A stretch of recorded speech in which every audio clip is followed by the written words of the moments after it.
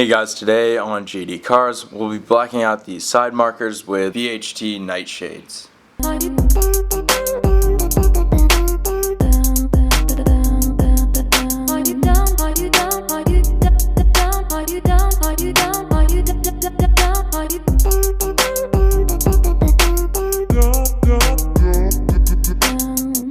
So first things first is just removing the side marker itself, which actually doesn't even require any tools. It's just a sliding back motion, and at the same time you have to pull it out to pop it out from the car.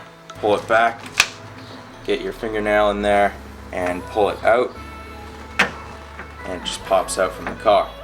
So now you can just go ahead and press down on this little tab on the connector and disconnect the light from the car.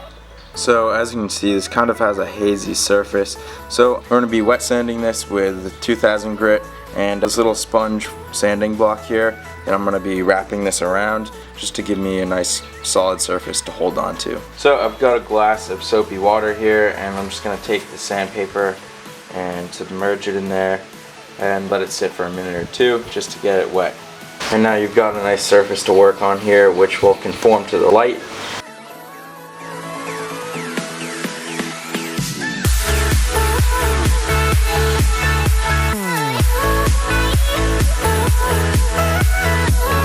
Alright, so now the entire side marker has a nice uniform kind of dull look to it right now, which is all of the tiny micro scratches that we just put in with the sandpaper. So now it's ready for the nightshades. First we need to take some isopropyl alcohol, put it on a cloth or something, and we need to wipe this down to make sure it's nice and clean.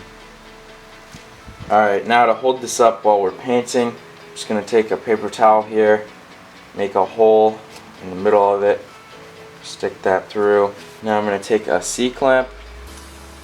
It's nice and heavy and it'll hold this up straight, and I'm just going to clamp down lightly on the connector here. Alright, so now this is nicely supported with none of the edges touching the paper towel, and we can get going with applying our nightshades.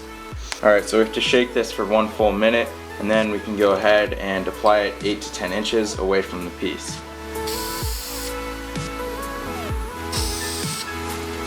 Alright, so that first coat made a pretty noticeable difference, but I still want to be a bit darker, so we have to wait 10 minutes in between each coat. Alright, it's been about 10 minutes now. It's dry to the touch, so we're going to go ahead and apply another coat.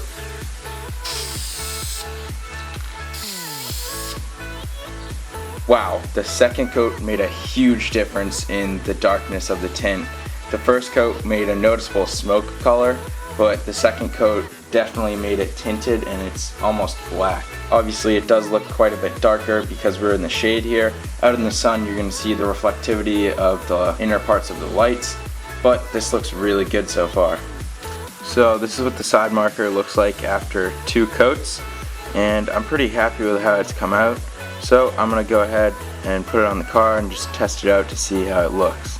So right off the bat, I think this looks way better than before. It blends right into the paint job and you can hardly notice it. So we're on the right side of the car here, so you can see what the stock side marker looks like compared to the left side, which has the new smoked out side marker.